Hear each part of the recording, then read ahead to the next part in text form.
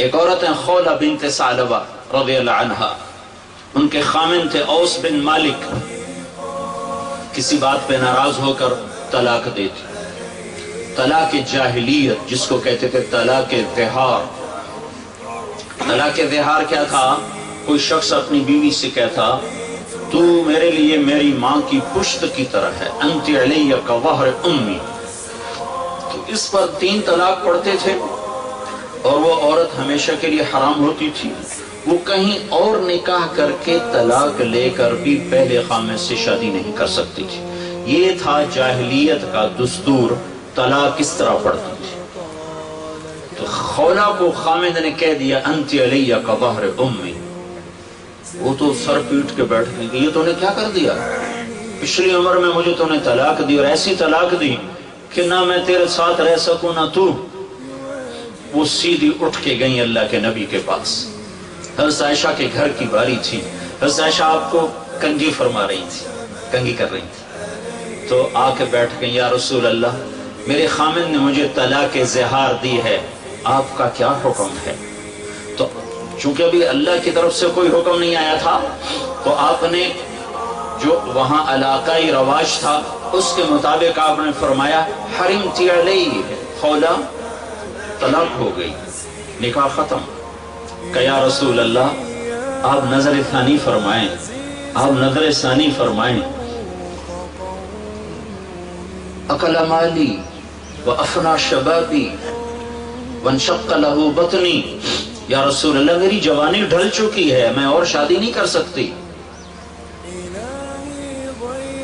میرا شباب ختم ہو چکا ہے، میرا پیسہ ختم ہو چکا ہے، وتفرق اہلی، ماں باپ میرے مر چکے ہیں، میں کس کے جا کے دروازے پر بیٹھوں؟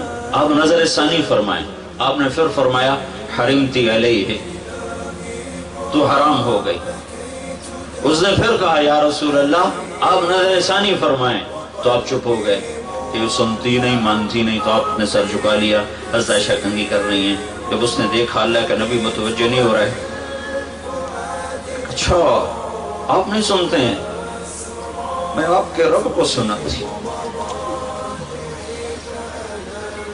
دوستی تھی، تعلقات استوار تھے، سفارتی مراسم ٹھیک تھے، کہ آپ نہیں سنتے ہیں، میں آپ کے رب کو سنا تھی۔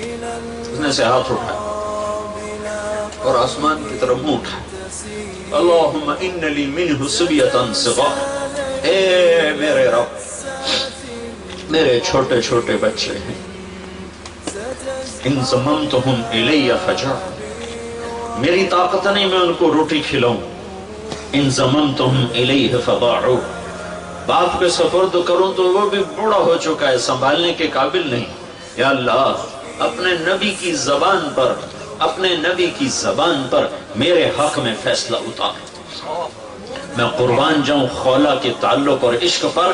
یہ نہیں کہا کہ فیصلہ اتار، چاہے میں جب فیصلہ آئے گا تو میرے حق میں بھی ہو سکتا ہے، میرے خلاف بھی ہو سکتا ہے، اللہ کو پابند کر رہی ہے، میرے حق میں فیصلہ دینا ہے، میرے خلاف نہیں دینا۔ لاکھوں لوگ اعتکاف کرتے ہیں پورے پاکستان میں، لاکھوں حرم میں اعتکاف کرتے ہیں، اور آنسوؤں کے دریا بہاتے ہیں، ایک آنسو بھی اوپر نہیں جا رہا، اور اس کے چند قطرے ٹپکے اور عرش ہل گیا۔ یا اللہ میرے حق میں فیصلہ اتار، میرے حق میں، خولہ کے حق میں، اپنے نبی کے خلاف میرے حق میں فیصلہ دے۔ ایک دم اللہ کے نبی پر وحی کے آثار اور آپ ایسے ہو جاتے تھے، گردن ڈھلک جاتی تھی اور غشی طاری ہو جاتی تھی اور ماتھے پہ پسینہ آ جاتا تھا۔ تو حضرت عائشہ نے کہا خولہ خولہ چپ کرو چپ کرو، وہی آ گئی وہی آ گئی وہی آ گئی۔ تو خولہ نے، وہ تو اوپر لو لگائی تھی، تو اس نے ایسے دیکھا تو آپ پر وحی، اس نے اور زور سے رونا شروع کر دیا کہ پتہ نہیں اب اللہ میرے حق میں فیصلہ کر رہا ہے یہ میرے خلاف فیصلہ کر رہا ہے۔ جب وحی ختم ہوئی آپ نے ایسے پسینہ پوچھا اور مسکرائے کہ خولہ مبارک، اللہ نے تیرے حق میں فیصلہ کر دیا۔ صرف فتویٰ نہیں آیا، قرآن آیا،